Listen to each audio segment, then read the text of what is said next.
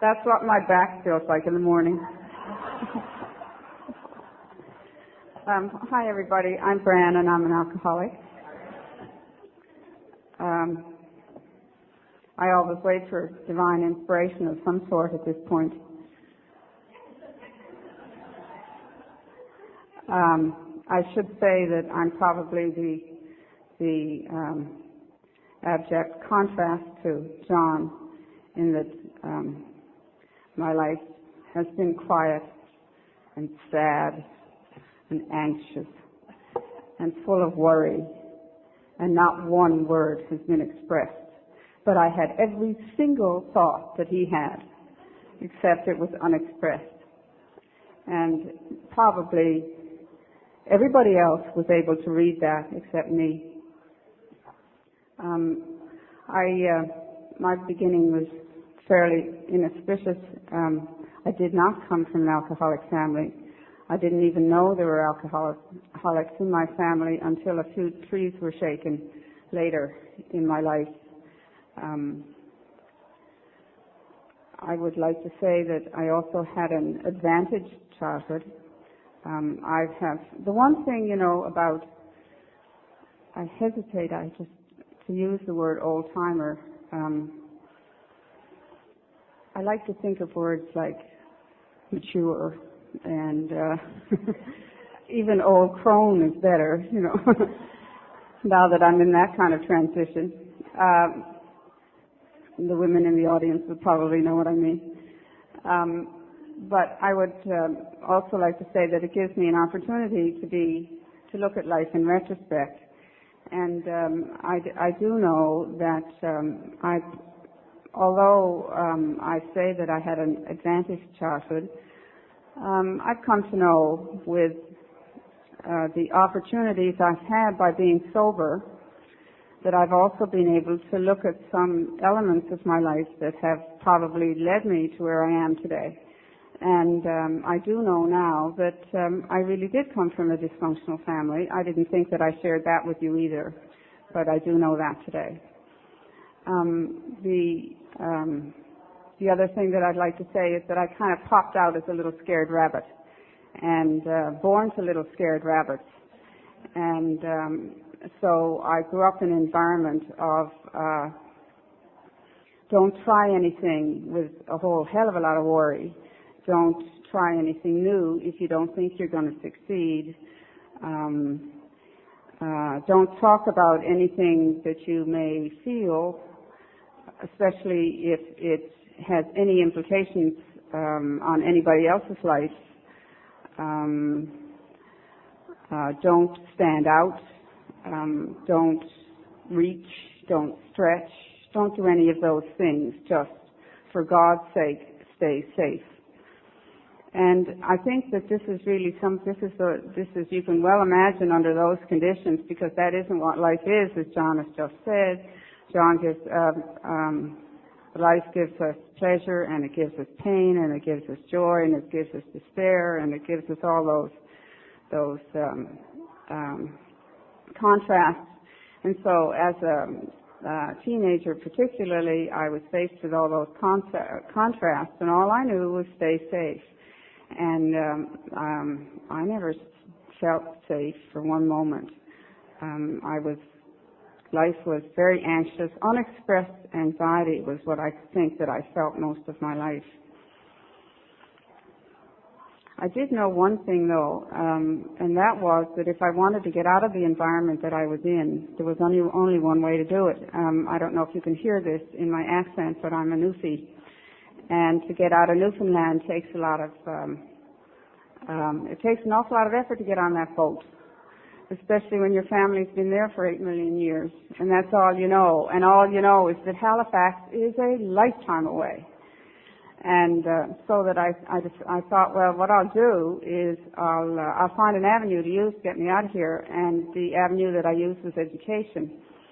And so that the one thing that I was able to do in my quiet, anxious way was to achieve some level of career path that would get me off the rock and out of the house.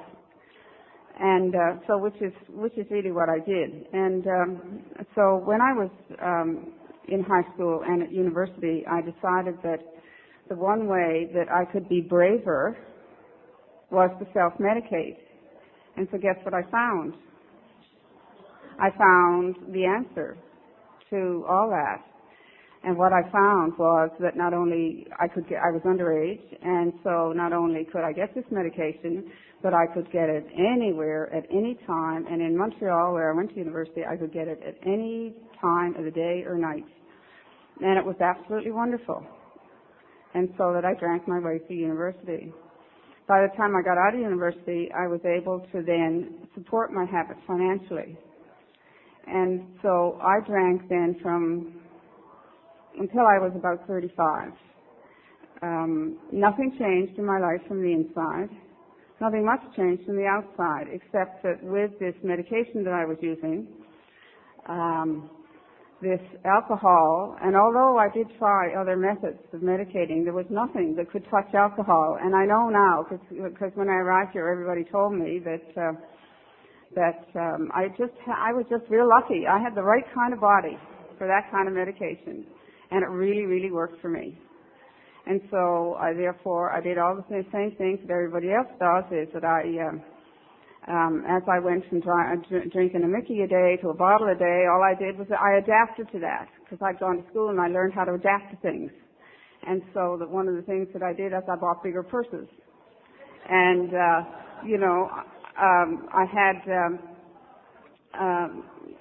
learned living skills that allowed me to carry on through life as a drunk. And I don't think that I drank any less probably in the beginning of my drinking than I did in the middle of my drinking. I just always drank a lot, always, and consistently. I don't understand binge drinking. I've never ever done that. And the only periods of sobriety that I ever had from about the age of 16 onwards was between 8 in the morning when I went to work and 4 in the afternoon when I came home. And I've usually drunk enough during that period of time just to, the old tricks of you can use to keep your alcohol working for you during the day when you're about to go into withdrawal. So I spent a lot of time sort of managing all this so that I never ever quite got sober. And I managed to drink for a long time this way and work for a long time this way. I displayed certainly all the behaviors that anybody has during that period of time. And any time I stopped drinking, guess what happened? All the anxiety came back. All the fear took over my life, and I became paralytic again. And so, as a result, when I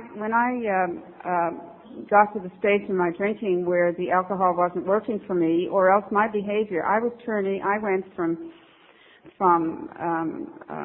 a shy, retiring, withdrawn, booky kind of a person to somebody that acted like John every time I drank. And so I turned into John.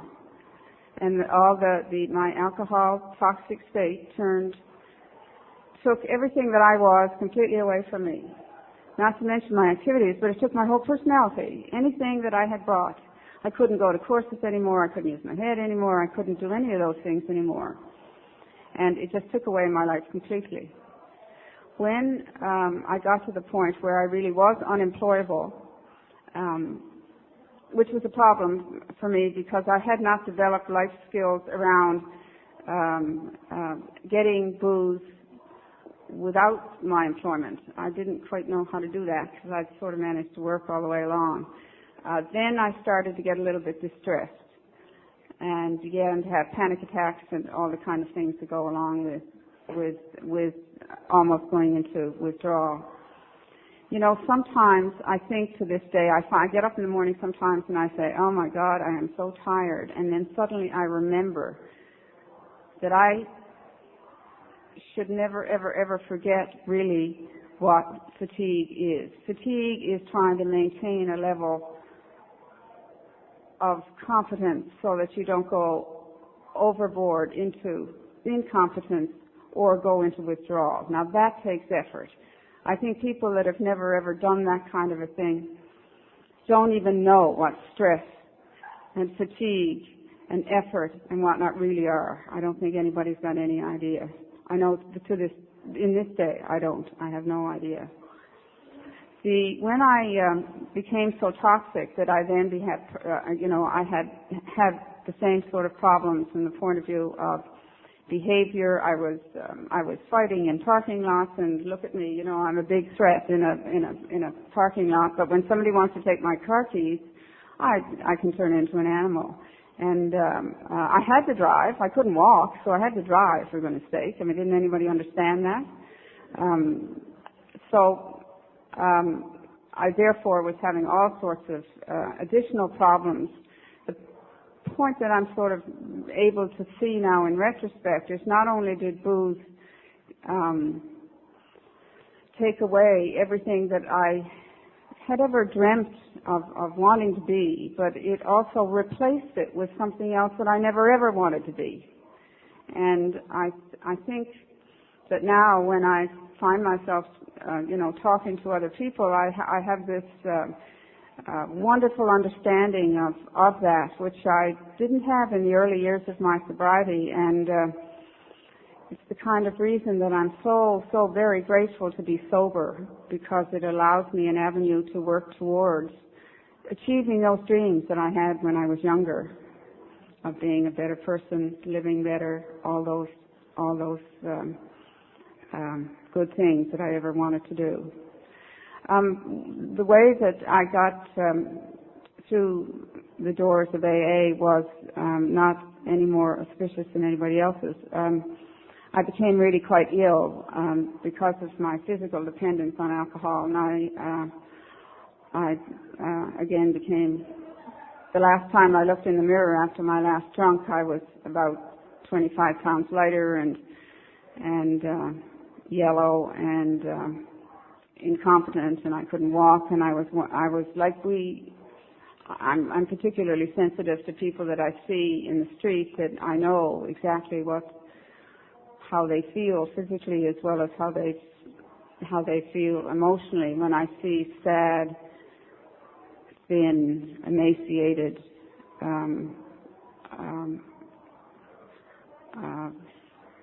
colleagues of ours out there on the street that haven't been fortunate enough to be here, because that's how I was when I got there. And it was particularly alarming for me because I'm in the healthcare field, and it was quite a devastating thing to do, was to look in the mirror and see all these symptoms, etc. And I was a walking, living example of all the things that I had learned about early in my career. I ended up in the rubber room at Campbell River Hospital, where I was on staff, and I therefore have the most incredible respect for the medical community and the staff in the workplace in which I worked. And this was in 1977, and so it wasn't exactly in the more tolerant age of Betty Ford and all the other institutions. And however, I had the most incredible support from my colleagues with whom I worked, who were padding around outside my door at work. And so I've always found that it has been a distinct advantage to be more visible than invisible as far as my alcoholism has been concerned. So I don't have any difficulty with that part of the AA tradition. Although I respect yours, I don't have great difficulty with my own, because I found it to be of more benefit than a hazard to my own life.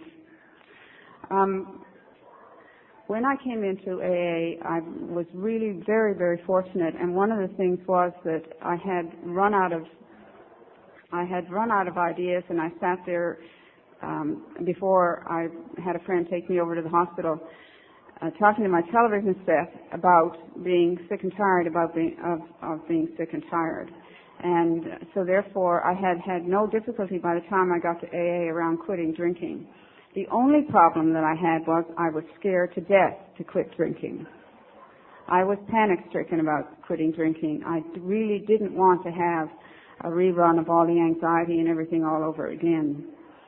And so therefore I started off with an incredible excitement about an adventure, because I've always liked adventures, and it felt like an adventure to me. I had no idea what it meant. I had no concept of a different kind of a lifestyle, but I did know that this is really what I wanted to do and where I wanted to be. My other good fortune has been that I've never had a quarrel with a higher power. But I found when I was coming over, and I say that and I smile, because when I was coming over here this morning, usually when I do this kind of thing, I ask to be an instrument. You know, I'll get up there and hold my mouth open. And I will say whatever you want me to say, dear Lord. I really will do that. But just in case you forget, I think I better have a backup plan here. So I thought of a couple of things. And I thought, that's the way I've lived my life, with a backup plan, you know, and probably 2 or 3 backup plans. So I'd like to say that I'm a paragon of AA virtue with belief in my higher power. But I do know that I also have an incredible desire to be in charge, and that really is something that, I think that I've come to know by being a part of the program for this length of time, is that I now allow myself to not be the best that there needs to be as far as the program is concerned. I'm striving all the time. I've been very, very aware in the last year or so that being sober allows for incredible opportunity for all sorts of things, not only in your job, not only in your family, not only the reconnection with life itself, but it also has allowed me to develop things that traits that I had not been able to develop when I was younger, such as courage to have a look at the things that are troublesome in my life, the courage and the tenacity to be able to look at some of the feelings that have and always been unexpressed, that have been a problem in my life, that I never would have been able to do had I not been able to stay sober long enough to develop all those things that the promises tell us that are able to do. I too am another one that can stand up here and say that I've never felt happier in my life, I've never felt more content in my life, and I've never felt more proud of what I've been able to achieve in the last few years as far as personal growth is concerned. And I owe it all to sitting around at meetings. I owe it all to all the people that I've called at any time, or the day and the night. I still read the 24-hour-a-day book every morning. I have big gaps in meeting attendance every so often, but I still feel very plugged into the program. I work with a lot of people that are active drinkers, and I work with a lot of people that are also recovered alcoholics. And I think that probably if I felt anything quite strongly, I think one of the things, I don't know whether it's a woman thing, I don't know whatever it is, but I know that one of the things that I feel fairly strongly about is that early in the program we spent a lot of time, and Rebecca and I were just talking about the early or old days a little bit earlier, that I know we spent a lot of time worrying that we weren't doing the program right, that we weren't doing enough, we weren't going to enough meetings, we weren't going to enough, we weren't reading enough, we just weren't doing enough. And I think that one of the things that I know today is that obviously that some of us are here, some of us aren't. But there's some of us of my vintage are here, and here in this room actually. And so therefore we're an example if we did do enough. And maybe we don't need to worry as newcomers about the enough. What we need to do is to do what this says, is to celebrate what we have. Be easy. My sponsor used to say to me when I would whinge about not understanding or not getting it or not wanting to or stamping my feet about the program or, we're all just a bunch of moonies, I used to say to her, and And she would always say to me, celebrate every moment that you're sober, Bran. Remember, that's the reason that you're here on this earth. And I've never really forgotten that. And so I also leave you with this message of whatever level your sobriety may be at today and whatnot, please celebrate that, because that is the gift that we've been given. And I truly want to congratulate you all for being sober today, those of you that are here today, and hope that you have another 24. Thank you.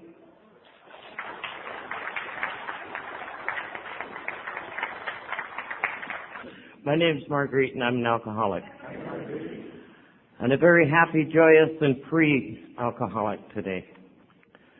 Now, 33 years ago, a little Filipino, about 3 foot nothing, came in and told me that if I removed the booze and the drugs from my life and went to Alcoholics Anonymous, everything else would take care of itself.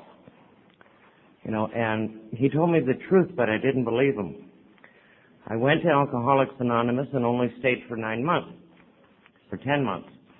And I figured I didn't have to do all the things that you guys were doing. I had gotten happy, joyous, and free, so I went on my merry way. Things were coming together. I had gotten back with my first husband.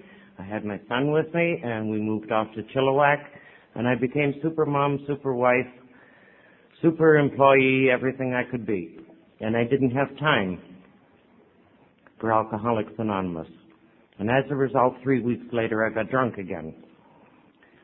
And I ended up in the same kind of hospital that I had been told, where I met this little 3 foot nothing Filipino doctor.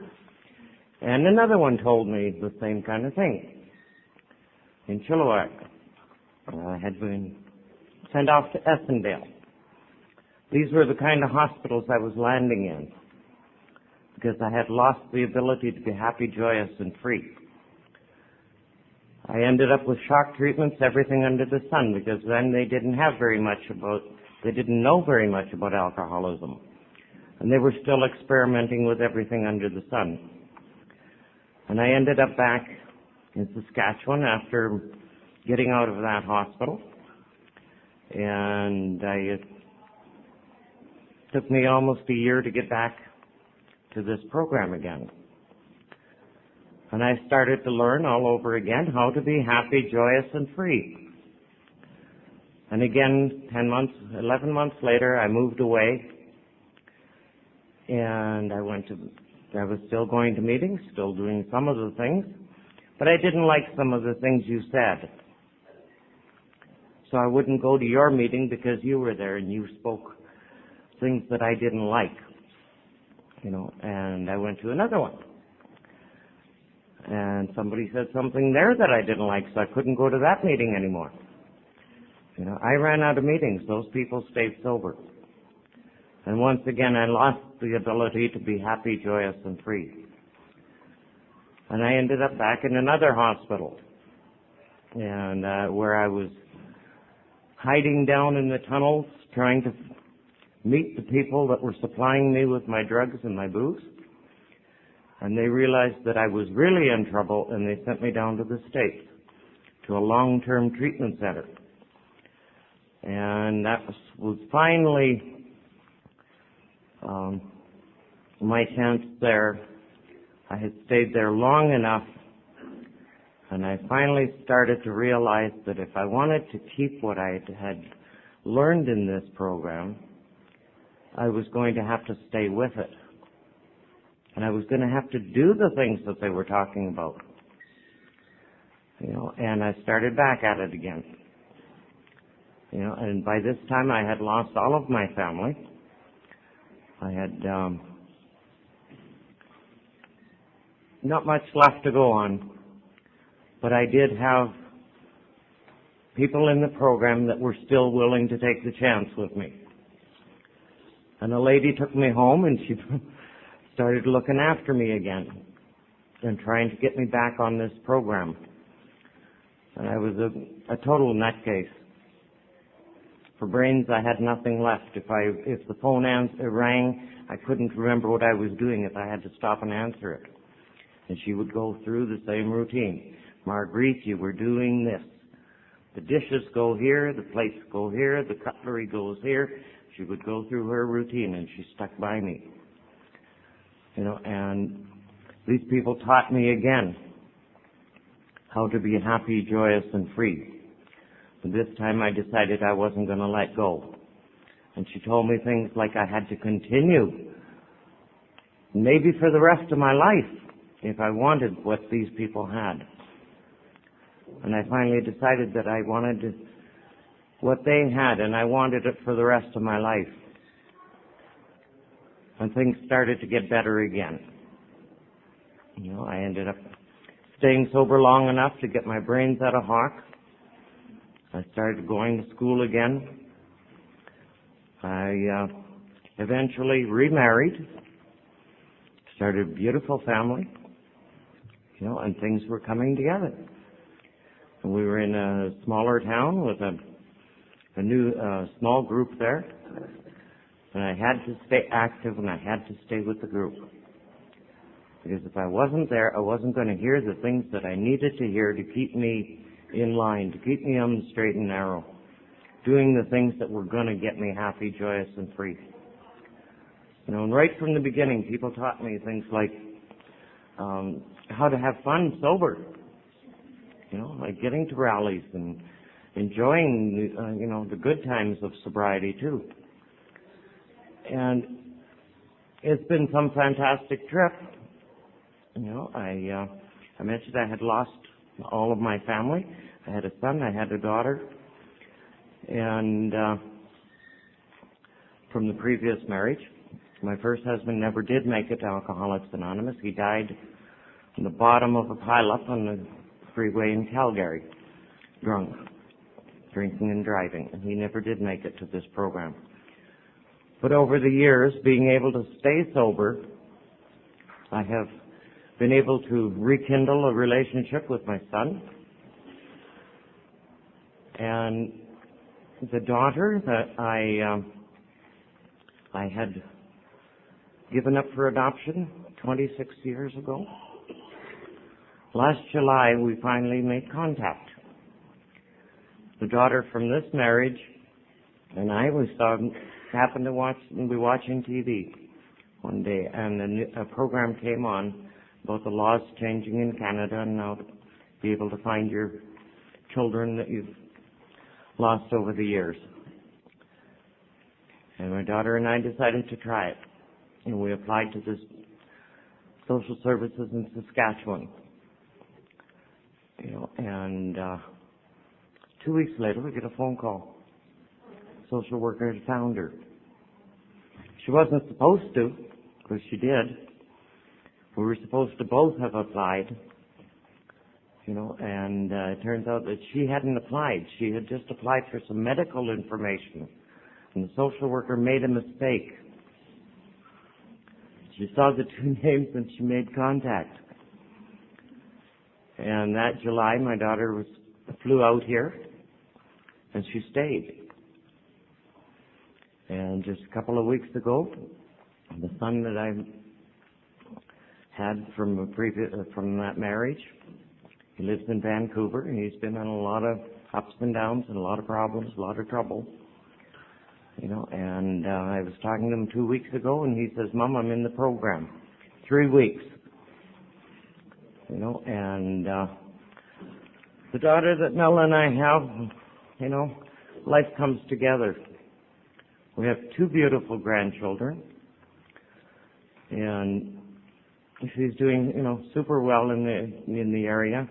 We have all our kids in BC, and we're all talking, and that's something that would have never happened had I carried on the way I was. I would have been dead a long time ago. So today I still have to do the same things that brought me that happiness, the joy, and the freedom that I learned, right from the beginning, 33 years ago, the first time I went. I still have to keep in touch with my sponsor, who is moving closer and closer to me.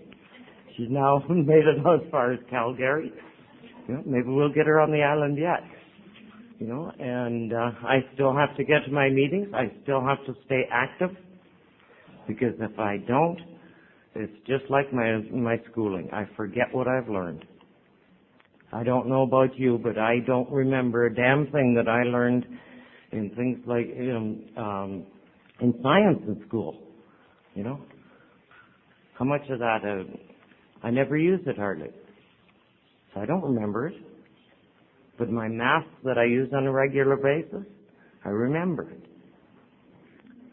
The spelling I remember because I'm using it on a regular basis. And that's what I still have to do in this program. Is use it on a regular basis in my daily life, at work, at play, wherever I am, if I want to keep on being happy, joyous, and free. And it's the only way that I'm going to keep on that way. Because I've tried the other way. I went out twice as a result of it and just about didn't make it back. And I don't want that to ever happen again. And I know the only way I can do that is to stay here. And I'm still learning from the people in this program. A 26-year-old daughter that I never knew before. What do I know about 26-year-old kids in in 1996? These young people in this program are teaching me how they think, how they behave, the way they've, things that I can, so that we can sit down and we can talk and we don't have to be fighting. We don't have to do any of that. We can get to know each other in a loving, kind manner. And it's pretty neat. She's gotten her own apartment. She loves it out here. As far as she's concerned, she's never going back to Toronto. She don't like it out there anymore. And, we're still getting to know each other. And she's getting to know her sister and her brother and, all of us. We're able to become a family again. And the only way that can happen, for me, I know for sure, is by staying close to this program. My sponsor told me a long, long time ago to stay close, and I moved in with her. And I stayed sober, and she kept close to me, and I hope to God I can always stay close to the people that are around me in a daily living, and that I can pass on the same kind of help and information that she gave to me so freely, and is still giving to me so freely. I've had a friendship and a relationship with her that's grown over the years. She's been a total part of our life. Even us getting married, she got involved in that. And she would, come out on a regular basis in the summertime, all the years we'd been living in Grand Forks, and still there, still steadfast, still sober, still trying to pass on anything that she's learned, and being a friend. And friends like that I have all over this country. I was looking in my telephone book not too long ago, in my little book, and I have 36 pages that there wasn't a single phone number in that book that was from the same city. It's just been right from Toronto to down in the States, all over the place. And I know that I have friends everywhere, as long, if I want to pick up that phone. And it still has to be, my reaching out. And that has to continue hopefully for the rest of my life.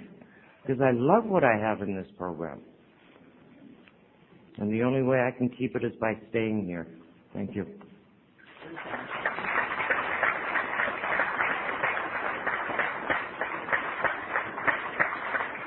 My name is Angie and I'm an alcoholic. This is fabulous. What a great way to start a day. Together, sober, with people you love. The only time that I ever was with anybody early in the morning, a group of people that I didn't know, all of you, was at the end of a party. And I didn't always feel like this. because I was usually feeling the remorse was starting and the guilt was starting that I should have been home. So wonderful to start the day a little different today. What can I say about 50 years? Geez, not an awful lot. I do want to say that I don't want anybody to think that the message of AA was not passed on to me in all its entirety, because it was. I came into AA in 1953, and I was lucky enough to be in the group with Charlie Brown and Gordy Jens, and I had Fred Higginbottom, Colin Campbell, Rodney Graham. All these people are all dead, and they did their very, very best to give me the message that was passed to them, and I thought I had got it. That's the difference, you know. I fell asleep very early, and it wasn't because I didn't want AA. I wanted AA, and I loved sobriety. And I thought that I had accepted God in my life. But I fell asleep, and I forgot one of the most important things that they told me was that I had to pass it on. I had to give it away on a continuing basis, and that I had to be at meetings in order to pass it on, and that it wasn't enough not to want to drink, that I would drink unless I worked the program as it was laid out. And I fell asleep there. And I thought that it was up to me to look after the material part of what God wasn't supplying me, like get a man, get him to marry me, hopefully he has enough money, and all those silly little things, you know. I couldn't even say I fell in love with lust, or I fell in lust, like some of us do, you know. I just fell asleep, and I was so centered on Angie. I was so self-centered that I just couldn't wake up. And when I was 12 years sober, I drank again. And I drank for 8 years. And I came back, and all those people, most of them were still alive and still going to meetings and still giving away what they had received. And so, a slip doesn't work for everybody, and I certainly wouldn't want to give anybody the idea that it is necessary to have a slip, because it's not. And we have proof on the stage of that today. But if you can learn a lesson from it, then it's not a total loss. And I learned a very important lesson for me, that I am not important, but that AA is. And that I'm not to take myself seriously, but I am to take the program of AA seriously. And that I have a responsibility on a daily basis to give it away. No matter, I hope I don't get emotional. I just got in from the work, about midnight to work on a ship. So I'm a little tired, but I have a responsibility to pass the message on outside of AA, not just in AA, like on the ship. And it really helps me to stay awake, to be aware that I'm the only person, maybe amongst the passengers and the crew, that is in AA, that has heard the message. And the message is love unconditionally. Not love if you do this, not love if you do that, but just love. And that life is here and it's now, and there's no rehearsals. Absolutely no rehearsals.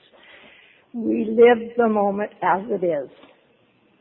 And we either have regrets because we didn't stay awake to receive or to give, or we have gratitude. But thank God I didn't miss that. Thank God. And I'm so grateful that I got a second chance. The thing about going out and drinking, if you've never done it, is that you find out that now that it's a real possibility. And so that helps you stay awake. Until you've never drank, if you come into AA and you think that you want to stay, You can't, but there's so many things that you have to do. And if, like me, you haven't done them, and you think you won't drink, well, scratch that idea, because you will. And so once you've had a slip, then you know it's a distinct possibility it could happen again. And so that's what really keeps me on my toes. Really want to know if you think I'm in trouble. Because God, I don't want to go out that door again. I want to be here until you throw that dust in my face and say, well, she made it, you know. To me, joy is the most infallible sign of the presence of God. And I really feel joy when I'm around AA, when I'm around alcoholics. You know, sure we have some low points in that, but they pass, you know. And if we get through it together, then we're all stronger together. And I've been so lucky to have had really solid, strong people in my life. And some of them have only been in AA for a short time, months. But already God is giving to them, and they're giving it away. So anyhow, I'm looking forward to this rally, to hearing a lot of good things. I'm grateful that the shift has changed, and so I'm home for weekends now, and that's a plus for me. For many years, I missed out on some of these rallies and that. So it's almost 11:15, and this meeting is to be closed at 11:15, right? So you want me to fill in the last 5 minutes? Well, what can I say? My tongue is starting to stick to the roof of my mouth because I haven't had a drink, and I always need a drink. It's empty, Doug. I had 2 of them, one for each hand.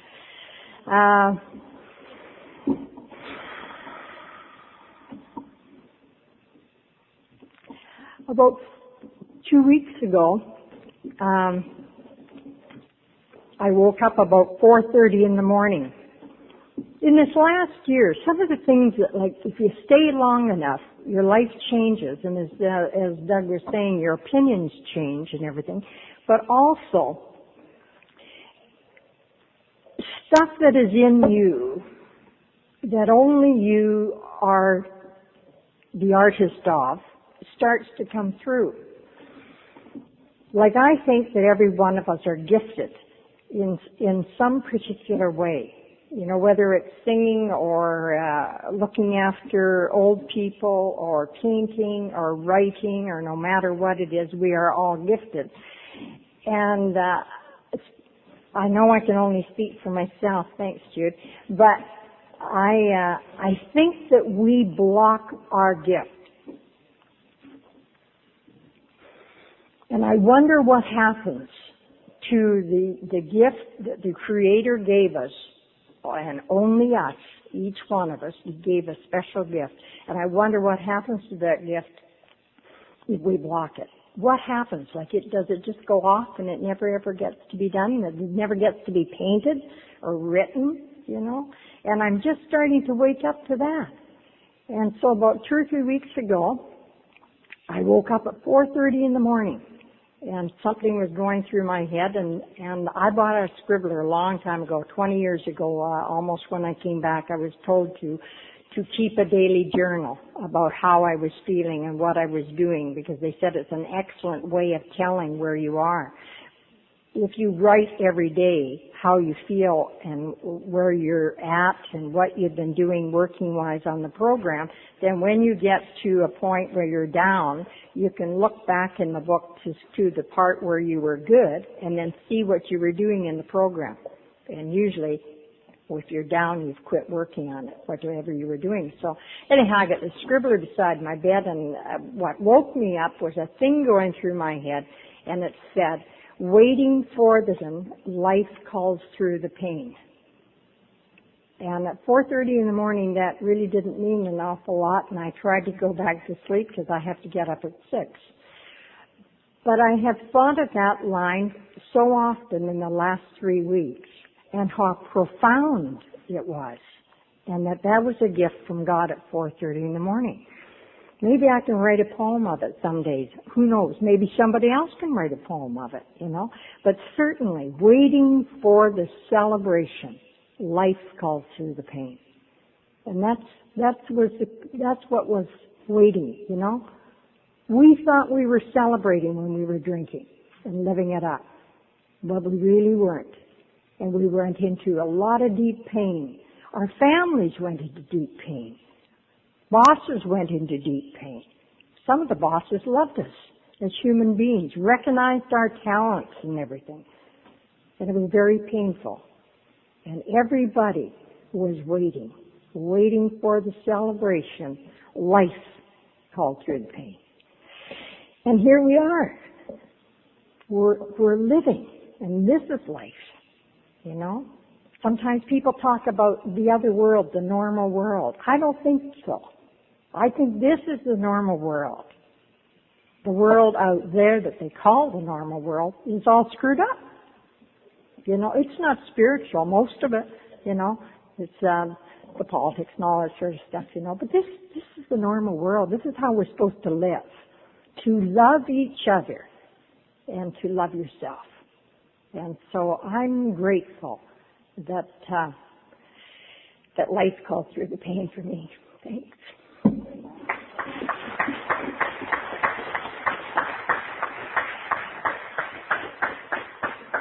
I'm Yvonne, and Sue isn't my last name, it's my nickname. We're both alcoholics. I've never had a DWI, mainly on account of where I used to live. Everything was boats, and the policemen weren't around when I was drunk and running boats. And I've never been hospitalized, and I've never been in a drunk tank, but I do qualify I am an alcoholic.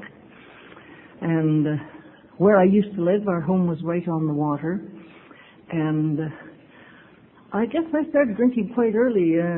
The first drink I can remember having was my dad used to make homebrew and moonshine, and we kids had root beer.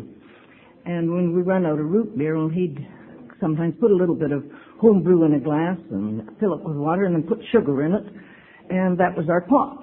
And we thought that was great to be having a little drink with our dad after he'd come in from work, you know. And as far as I remember, to the best of my knowledge, it's the only time in my life I ever had one drink. I've had a good many people ask me since I came into AA, well, don't you think you could take one drink and leave it alone? I said, no way. I never wanted one drink in my life. I always wanted more than one. One wasn't going to do a damn thing for me unless it was a damn big one. And actually, I never liked my dad much. He had a hot temper, and he'd shout at us, and I was a very shy little girl, and the rest of the family didn't inherit my shyness. Little did I know when I grew up I was going to inherit his bad temper, and I was going to shout and yell at my kids too. But anyhow, when I hit my teen years, the only thing I liked about my dad was he made good moonshine. He made about the best moonshine on the coast in our area anyhow, and everybody remarked on it, and of course when he wasn't looking, all of us kids got into this darn moonshine. Out of 6 kids, there was 3 boys and 3 girls in our family, and I think 5 of us were alcoholics, and the other one's neurotic. And I think the one that's neurotic could do with a 12-step program. So I consider I'm quite lucky to be in here. One of us is still out there practicing.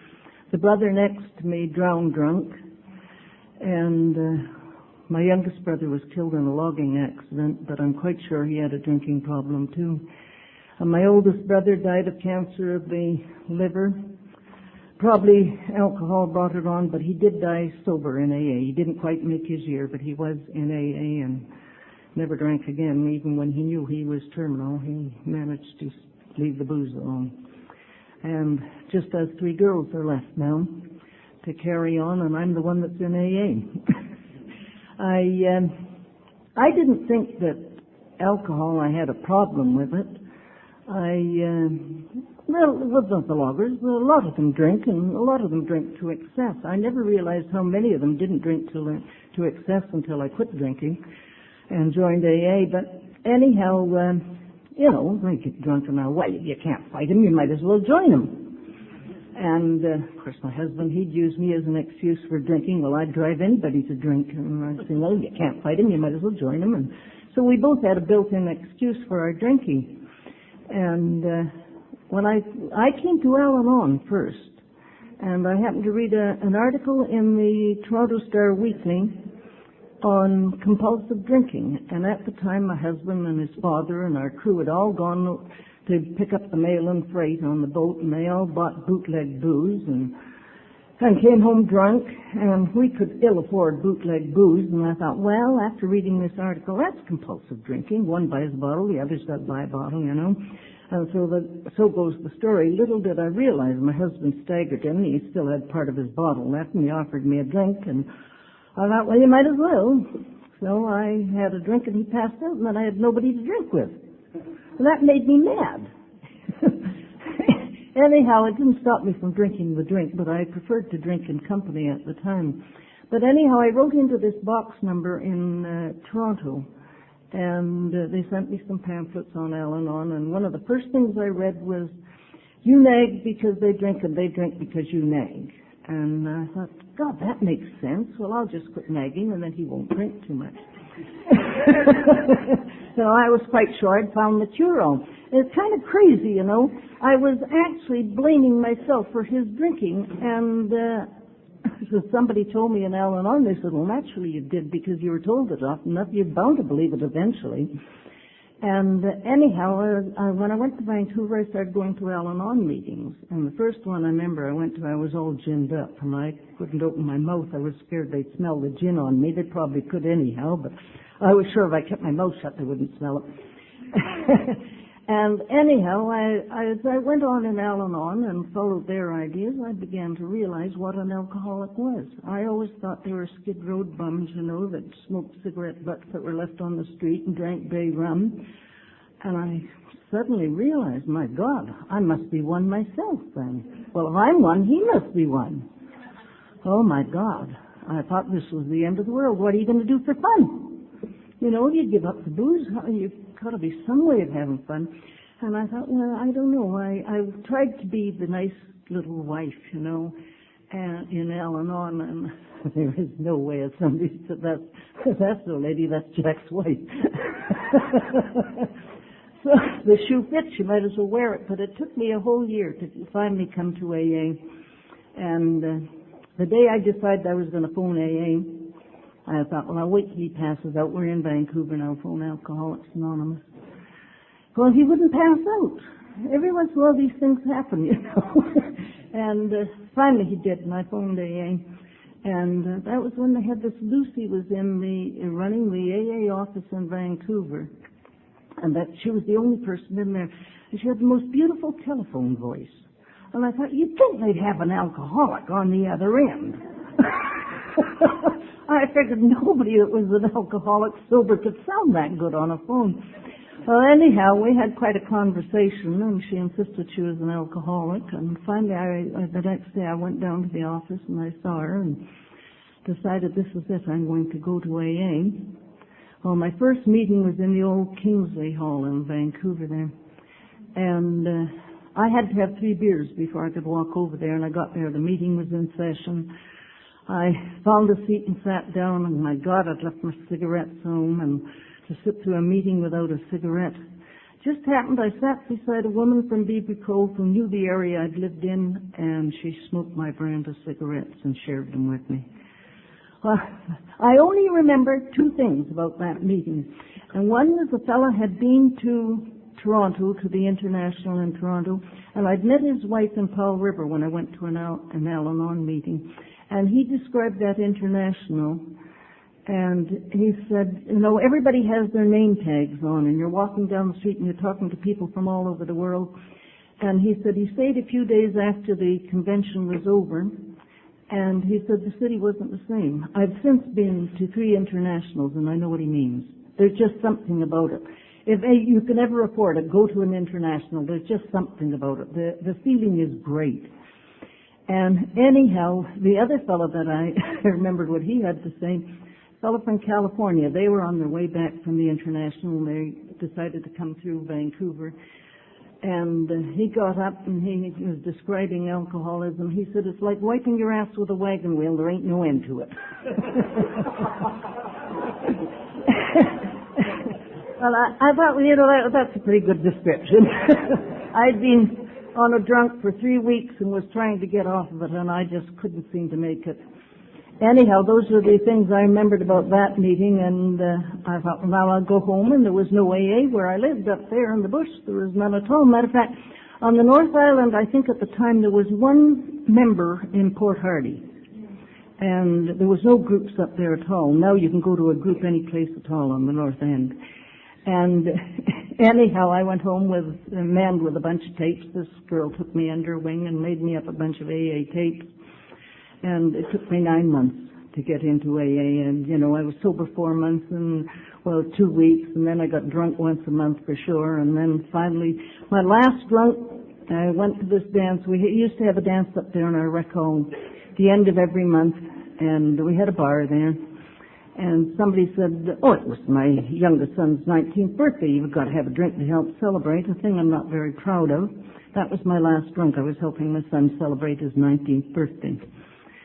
And anyhow, that was the last time I drank. I was pretty good at the party, but the next day, oh man, did I get sloshed.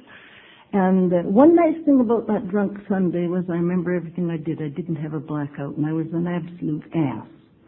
And I can still remember everything I did and the things I said and everything else. And I did cook a supper, but it got on the table about 2 hours late. And God knows what it was like. I don't know whether I ate it myself or not. But that was the end of it. The next day I woke up and I had a hangover. I'm not going to drink today. I don't give a damn if the Queen of England or even if Prince Philip comes in. I won't raise a toast to him. I'm not drinking. That's it. And the thing was, I'd been trying to quit for life instead of just for one day. And they all came in early from work. They were doing contract logging. And they said, let's go up Tinkham to get some oolakins. Well, of course, I like fishing, and away I went, never realizing they were in because they were just wanting to drink some more. So I ate all their lunch and drank all their coffee, and they drank beer, and my tongue was hanging out a foot, but I made it through the day without taking a drink. And when we came home, with not many oolakins, but we did have a feed of them, I was able to cook supper. My husband and his friend, they drank theirs, the bottle of rye produced from I don't know where. And I sat down and drank that, and I was able to cook supper, and the next day I got up feeling wonderful. No hangover, and I thought, God, I made her yesterday under the damnedest odds. I can make her another day. And it's been like that ever since, and I've never looked back nor regretted it. There's been a lot of funny things that have happened in my life. My husband kept on drinking, and the bar was set up all the time on my kitchen counter. One time an alert day, and we had our boat on the ways, and we're staying in the hotel, the old Mintkish, and everybody got in our room, a whole bunch of people. They're all drinking, and I was just about ready to break down and have a beer with them. I thought, Jesus, I can't stand this. And something told me there was a member in Port Hardy, so I went over to the telephone and I phoned this member in Port Hardy and talked to him for about 15 minutes, and I came back in and I thought, they're going to have a hangover, not me. And it's just funny how talking to another member, but I was doing it as a loner in AA, and I wrote to people all over the world, a thing I've sort of dropped off a bit since I moved to Comox. But at one time I wrote to quite a number of people in Africa and way up in the North Pole. And it's really interesting. It's amazing what you share in a letter. I've ran into some people or written to some people who were just new in AA. One was a fellow in New Guinea, and I'd sent him a Christmas card. It was one of these UNICEF cards that have all the Merry Christmas written in different languages. And all that was on the front was a snow scene and a little kid pulling a Christmas tree across the snow. And he was just newly sober in AA when he got this Christmas card from me. And he said that buoyed him up. Christmas was coming, and he got it just before Christmas. And he said when he got that card, and of course I wrote a little note of told my life story on there in 3 words, I think. And anyhow, he wrote back, and years later he wrote to me, and he told me that quite often their mail was drowned when he got, and his letter he'd written to me had been undoubtedly wet, but it was readable. And he said, I can still remember that Christmas card you sent me that first year that I was sober in New Guinea. And he said it got me through Christmas. And since then, he's back in the States now, but the first one time when he was home on leave, he phoned me from Missouri, I think it was, long distance. We had the greatest conversation over the telephone. But there's things like this that are real pluses in AA. But one time, my husband got drunk when I was sober in AA. It was getting towards the end of his last drinking. And we'd been over and got our mail and freight and groceries, and I'd put it all away, and I was reading the Old Star Weekly as usual. And he was talking to me, and I kept thinking, he'll pass out pretty quick, you know. And finally he said, am I boring you? I said, oh, no, not at all, I'm listening. And he says, I don't know how a sweet little old thing like you can put up with a lemon like me. Now, I didn't get this from Al-Anon or AA. I said, oh, you just acquire a taste for lemons. Well, that's something you don't tell an alcoholic when they're in their cups. Anyhow, he did finally pass out. But he finally, his last drunk lasted about 6 months. We were going up to the Yukon and Alaska on a holiday, and he started to drink. And I had, at the time, thought I might take a drink with him. But he got too drunk before we got on the trip, and I never did pick up that drink, thank God. And that was the beginning of August, and he never sobered up till the 2nd of January, and he had a stomach hemorrhage. And I must say that was one night I was glad I was sober. I was able to get him to the hospital before he bled to death. And Jack managed to enjoy nearly 27 years sobriety before he passed away. And the nice thing is he sure made it up to his kids, because when the time he had the stomach hemorrhage, none of them gave a damn about him. One said he's more trouble than he's worth, and my daughter said, I'm not going to his damn funeral if he doesn't make it, you know. But when he died, it was a different story. And that's one of the benefits of AA. And I myself am very glad to still be sober in Alcoholics Anonymous, and nothing has driven me back to drink. And I think that's about the end of my story. And thank you all for my sobriety.